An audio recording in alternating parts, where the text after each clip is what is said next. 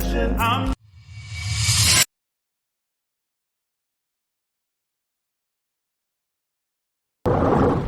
Hello, everyone, and thank you for watching another episode of HeSpoke Fashion. Listen, I'm the host, Daylon Thomas, and I am ready to get to tonight's discussion. First of all, I want to thank you for continuing to rock with us.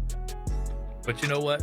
I want to get right to it. I want to talk to you about something I think that is playing out in front of our very eyes, and it happens so often in our community.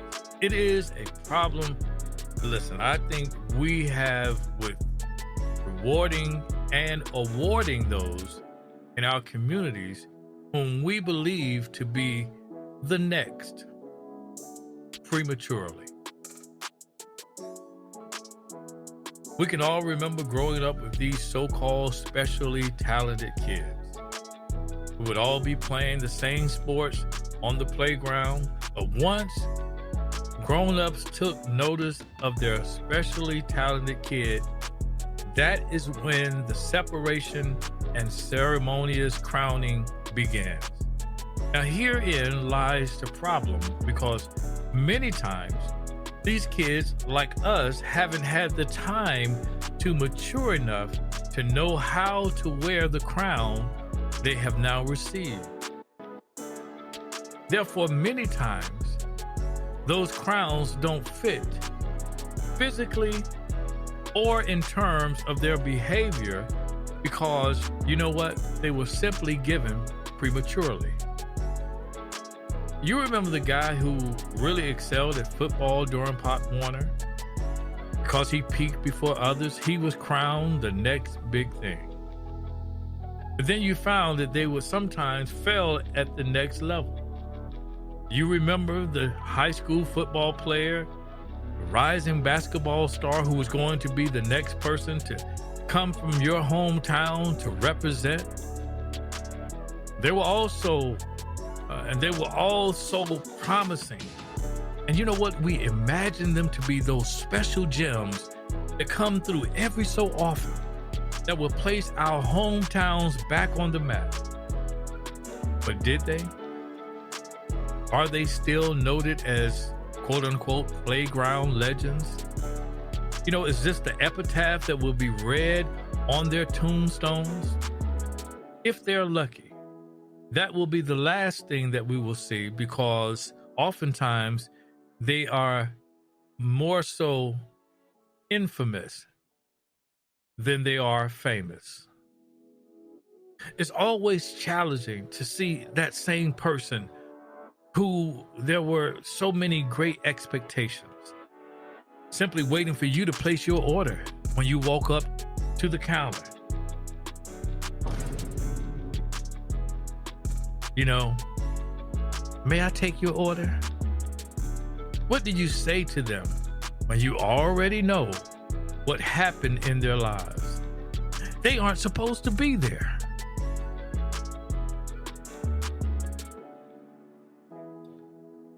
You know, it's amazing, because sometimes you think that that person would be the one that's wearing the latest from Dolce & Gabbana, or the best from the likes of Gucci.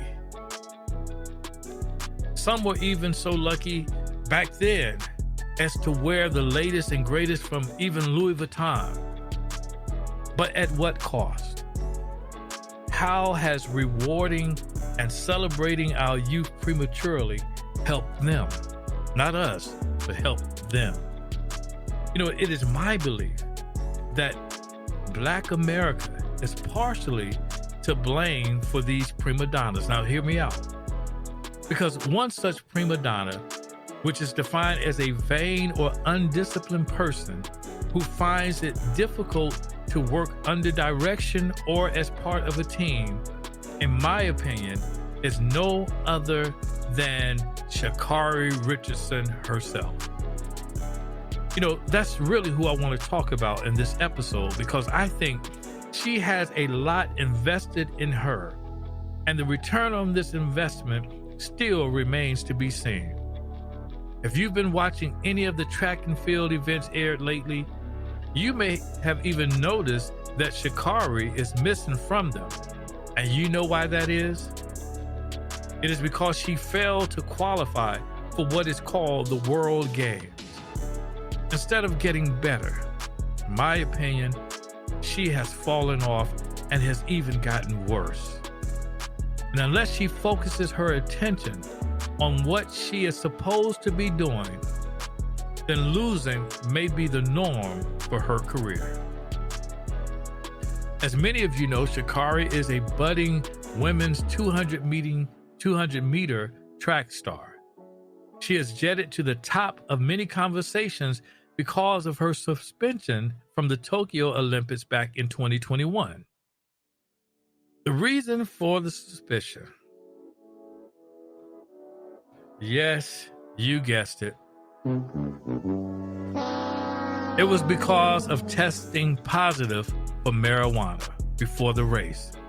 Now, she did apologize and was set, in my opinion, to move past this disappointing episode in her life. But then the strangest thing happened. You know, many came to her defense and threatened to boycott even watching the Olympics because she did not deserve to be suspended, capturing a loophole that discussed when an athlete could in fact use the drug. Noting, however, that the USADA stated that marijuana is a prohibited substance because it can enhance performance. It poses a health risk to athletes, and its use violates the spirit of the sport. The rules are clear, and while the other athletes knew to abide by the rules, ShaCarri did not. And that is really, again, what we need to discuss. Because not only is ShaCarri to blame for her antics, but again, I believe that Black America is to blame. Now let's watch. Well, she won one of her 2 races today, and this was just grit. She just kind of put her head down here and said, I am not going to let anybody pass me. You can see her really fighting for it. I think that's why you see the exuberance at the end. As you say all the time, Sonia, winning is a habit, and she's gotten back in the winning habit now after some time. Nice to see that big smile on her face. And you're also putting something else out there in the world, and it is fashion. You got to tell us about the fishnets, everything. Tell us about it. Why this today? It's beautiful, by the way. Thank you so much. But I really just want people to know that you can be yourself.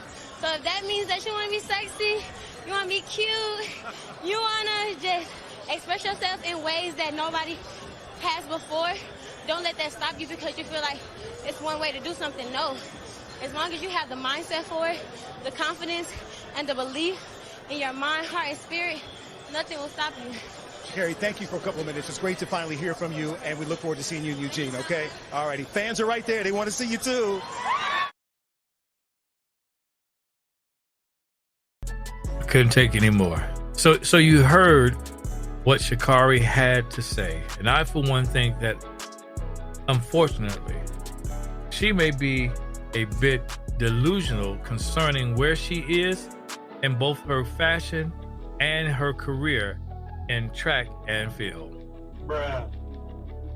Now this is where I think Black America has done its most damage, and that is in the mind of those who we endorse prematurely. There was a time when this wasn't the way the Black community behaved. There was a time when we were not in a rush to elect the next superstar from our community, but we prayed, encouraged, instilled a work ethic, kept them humble, and taught sportsmanship. Listen. Oh my God! Now just think, only a few decades ago, there was someone by the name of Florence Griffith Joyner, or FloJo, as she was later called, that blazed the track and field genre in such a way that made us all proud.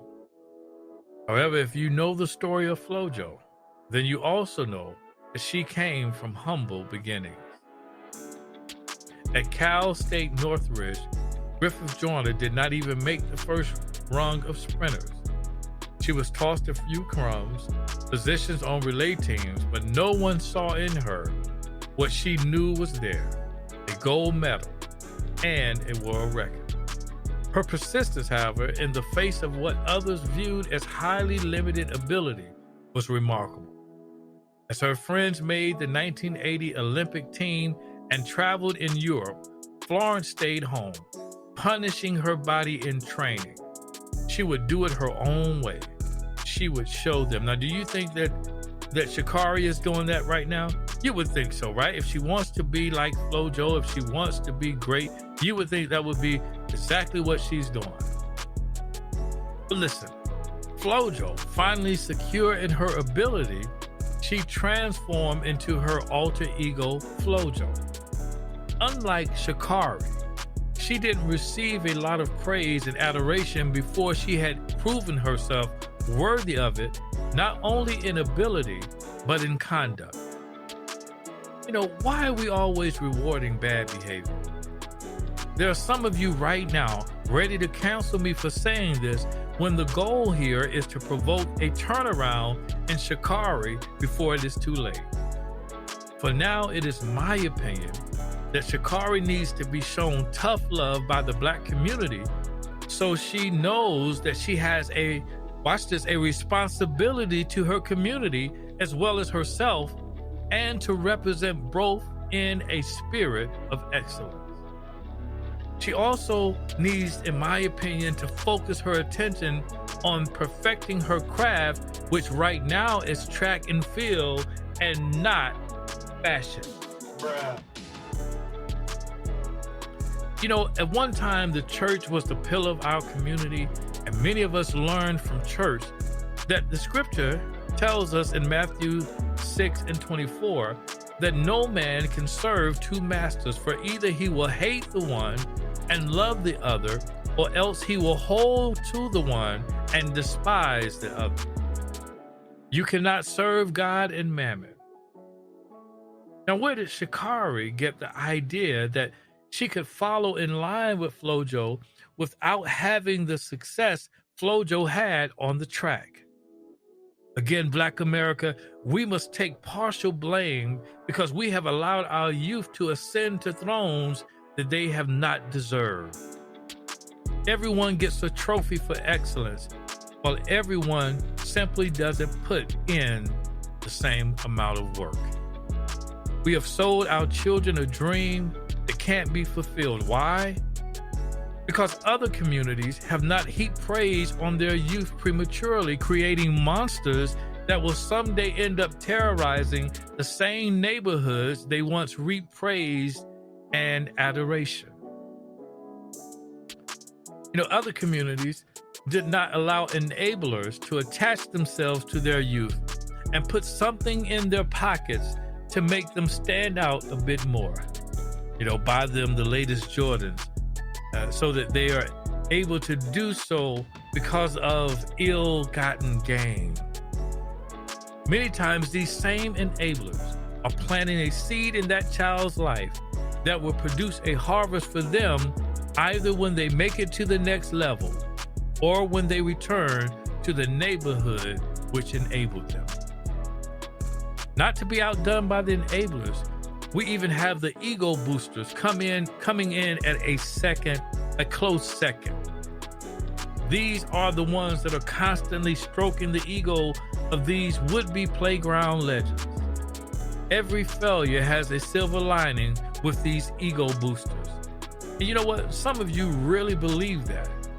But sometimes a failure is just that, a failure. And the best that you can do is allow that failure to take you through the emotions that come about so that you will know how to overcome it. Overcoming failures is what makes you great, not acting like there is something good. Let me say that again. Overcoming failures is what makes you great, and not pretending like they are something good. Can something good come out of it? Certainly. But it is only until you accept it, learn from it, and move past it. Is it over for ShaCarri Richardson? You know, she's a young woman, and that remains to be seen. But what I hope is that she does these things, and I hope Black America does as well. And number one is to stop pedestalizing our youth. Did you get that? Stop putting our youth on a pedestal. It is not that we need to stop encouraging our youth to excel in sports or whatever gifts or talents they possess. But what it does mean is that we cannot afford to continue to place them in an exaggerated degree in which they won't be able to measure up. Secondly, we need to stop the special treatment of those who have excelled in sports. While it is okay for parents to coddle, spoil, or baby their children, when an entire community does it, then the outcome is not normally pleasant, as these kids go on to expect this coddling in the real world as adults. And we can see from ShaCarri that she expects the world to accept whatever it is she gives them without expecting more of her and from her. Lastly, the one thing we definitely must stop doing in Black America, and that is simply rewarding bad behavior. What confuses me about this is that when we reward bad behavior in those who excel in sports, but fail to reward those who excel in academics and other areas, then we conflict the minds of our youth. We spend lots of energy in rewarding and celebrating those who are gifted while paying less attention to those who need it. It is very obvious that ShaCarri is used to this treatment, even so much so that she expects it. When she walks by those who want to interview her after a loss, or when she spreads her legs to all those she calls haters during a live video. That's it right there. I guess she'll be showing me the same, since you and she would think this is me hating on her, but I unequivocally am not hating on ShaCarri. As a matter of fact, I am doing the direct opposite. You know why? Because I am challenging her and so many like her to shed the behavioral issues that come at the hand of Black America. Yes, Black America, we are partially to blame for the behavioral issues we see played out by ShaCarri and many like her. And we must do all that we can to right the wrong we have done to our young athletes, or we will continue to produce those who may continue to embarrass our community. Can ShaCarri turn things around? Certainly, she can. But you know what? That remains to be seen. If she loses again, perhaps we will see the change in her that will confirm she is on the right road to turning it around. We cannot afford, and no longer afford, to damage those who are the least of us, our children, just because of our desire to have someone great compete at the highest level. I say, no more damaged goods. Damaged because of how we mishandled them in our communities. Damaged because of the pressure we placed on them to succeed by any means necessary. Damaged. We can only do better when we know better, and I hope that this helps us. Thank you for joining me tonight, and please place in the comment section how you feel about this video. And you know what? I'm going to be reading through those, and I would definitely respond. This is a discussion we must continue to have in order to better our communities and Black America as a whole. Listen, please subscribe to this channel and follow us on Facebook. And I want you to remember, this is HeSpoke Fashion, and I wish you a good night, good fashion, and remember, HeSpoke Fashion to you. HeSpoke Fashion.